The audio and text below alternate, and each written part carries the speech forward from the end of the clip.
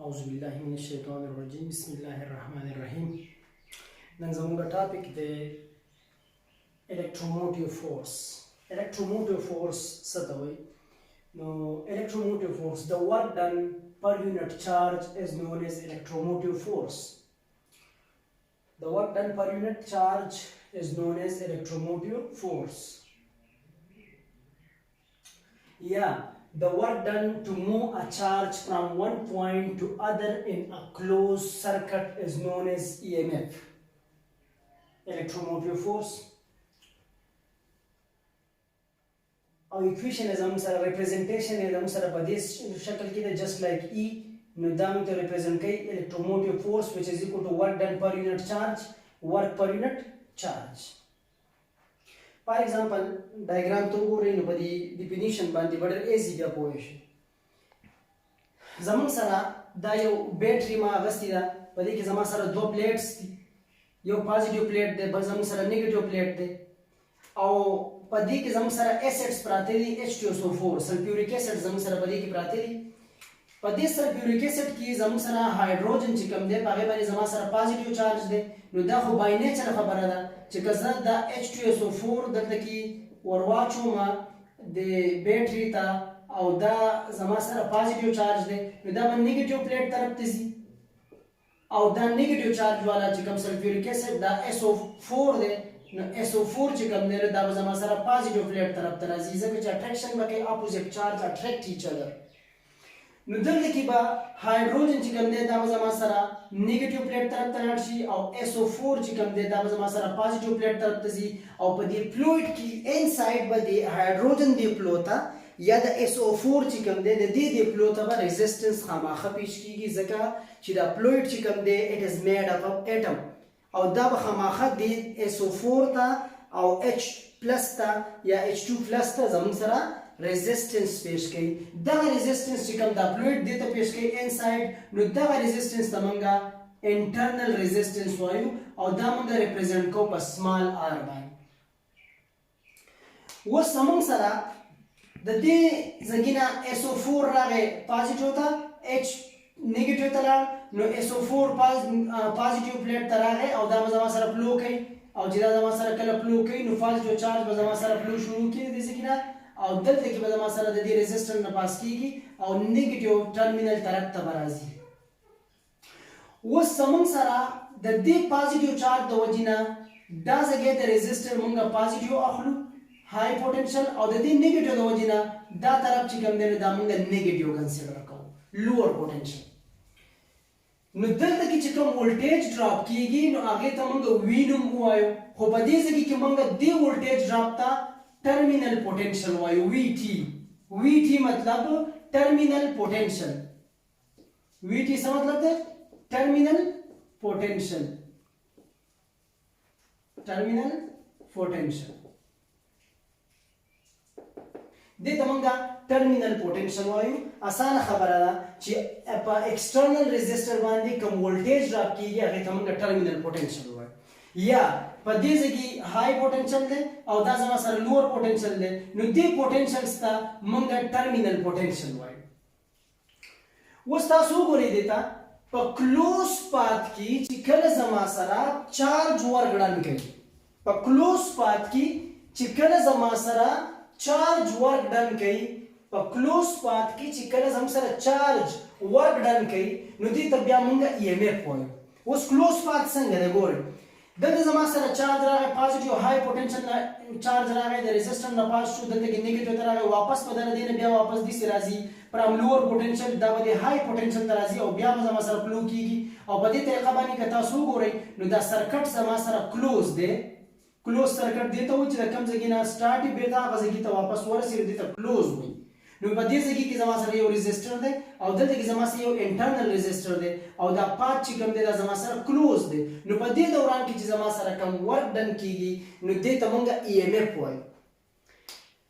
اوس کوېسچن په ذهن کې دا جوړېږي چې بیا EMF په کلوز پات کې کیږي, نو په EMF او په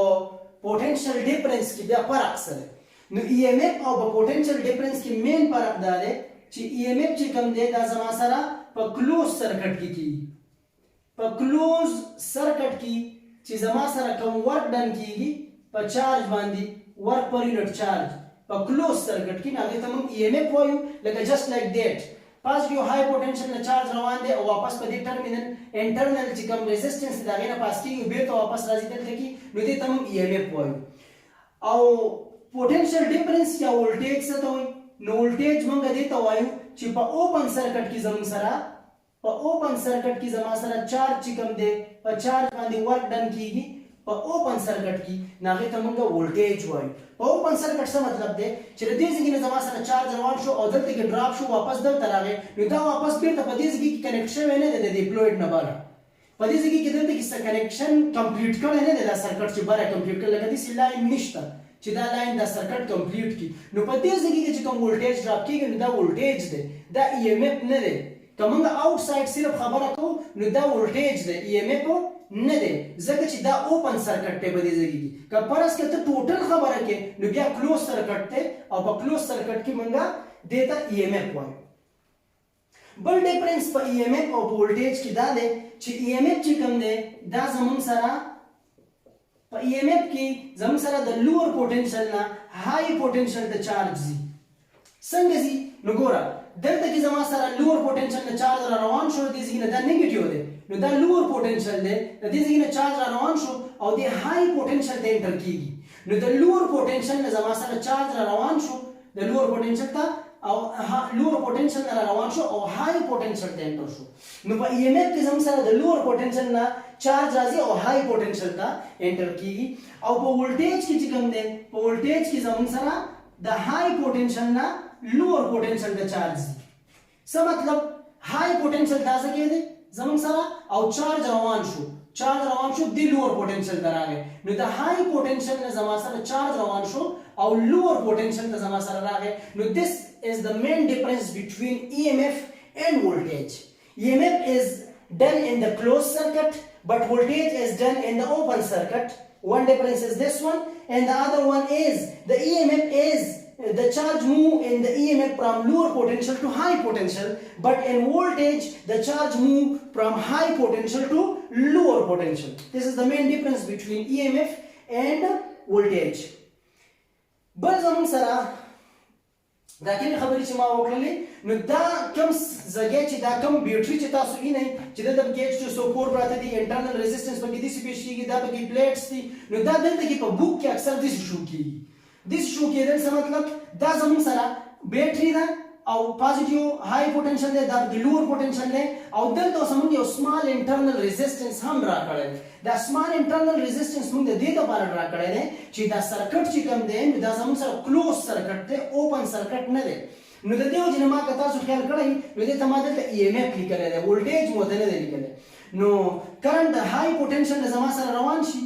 د دې های پوتنشل روان شو دلته کې اکراس د ریزिस्टर ولټیج ډراپ شو چې دې ته موږ ټرمینل پوتنشل وایو په دې ځای کې چې کوم ولټیج ډراپ کیږي او واپس بیرته زما سره کرنټ روان دی چارج روان دی دلته چارج راورسېد د نیگیټیو نه بیا زما سره چارج چې کوم دی دا زما سره د های پوتنشل ته لاړو د نیگیټیو نه د لوور پوتنشل نه های پوتنشل ته چارج لاړ نو ما دلته تاسو دا خبره وکړه چې د لوور پوتنشل نه چې کله های ته چارج ځي نو هغې ته موږ ای ایم اف وایو نو دا ته موږ ای ایم اف وایو بل زمون سره یو بل ډیفینیشن مونږ د ای ایم اف کو چې د ډیوایس ویر ادر فارم اف انرجی از کنورټډ انټو الیکټریکل انرجی از کالډ سورس اف ای ایم اف چې ادر فارم اف انرجی کنورټ شي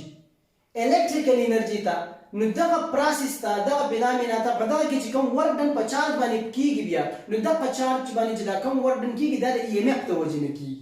لکه فار ایگزامپل زه به دا زمون سره شو سیل شو یا بیټری شو سیل یا بیټری چې کومه ده تاسو وګورئ نو په بیټری کې یا په سیل کې که تاسو وینئ نو ما دا ډرا کړی دی کیمیکل انرجي از کنورټډ انټو الیکټریکل انرجي دا زما سره سیل د بیټری ده کیمیکل انرجي په H2SO4 کې کیمیکل انرجي ده او کیمیکل انرجي از کنورټډ انټو الیکټریکل انرجي نو چې کله ادر فارم اف انرجي کنورټ شي الیکټریکل انرجي ته نو بیا هغې ته موږ ای ایم اف وایو نو په سیل یا په بیټری کې زموږ سره ای ایم اف اکر کیږي ځکه چې دې کې زما سره ادر فارم اف انرجي کنورټ کیږي یا کیمیکل انرجي زما سره په دې کې زما سره کیمیکل انرجي کنورټ کیږي کیمیکل انرجي is converted into electrical energy او په دې پروسس کې زمونږ سره دې پروسس کې چې کوم ورک ډن په چارج باندې کیږي نو هغه ته موږ ای ایم اف وایو یا فار ایگزامپل زما سره جنریټر دی جنریټر چې کوم دی تاسو وګورئ نو موږ چې جنریټر آن کوو نو موږ اتار ته میکانیکل انرژي ورکو اتار ته موږ میکانیکل انرژي ورکو نو موږ ته اعلی الکتریکل انرژي پیدا شي پاره کې نو په دې کې میکانیکل انرژي ادر فارم اف انرژي ده نو other form of energy is converted into electrical energy شو نو د دې وجې نه جنریټر چې کوم دی it is also the source of EMF دا هم د EMF یو سورس دی بل زموږ سره د دې یونټ په زموږ سره راځي نو د ورک یونټ د زموږ سره جول او د چارج یونټ د زموږ سره کولم او جول پر کولم ته موږ وولټ وایو نو د یونټ اف electromotive force is a volt اوس کوېسچن دا راځي چې دلته موږ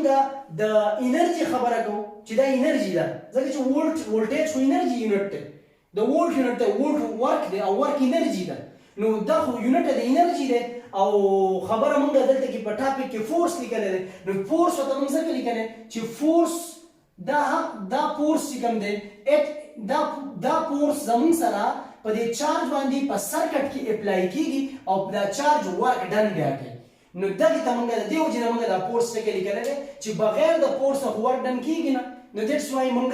ورک ډن موږ لیکلی دی چې دا د فورس د وجې نه دی نو موږ دې ته الکتروموټیو فورس وایو خو دا زموږ سره ګورئ اصل کې ورک دی دا اصل کې انرژي ده الکتروموټیو فورس انرژي ده او I think it should be clear for everyone I think دا به کلیر شوی وي maybe که څه کوېسچن وي نو کمنټس کې ماته کولی شئ که چاته څه کنفیوژن وي نو کوېسچن کولی شي Okay, thank you.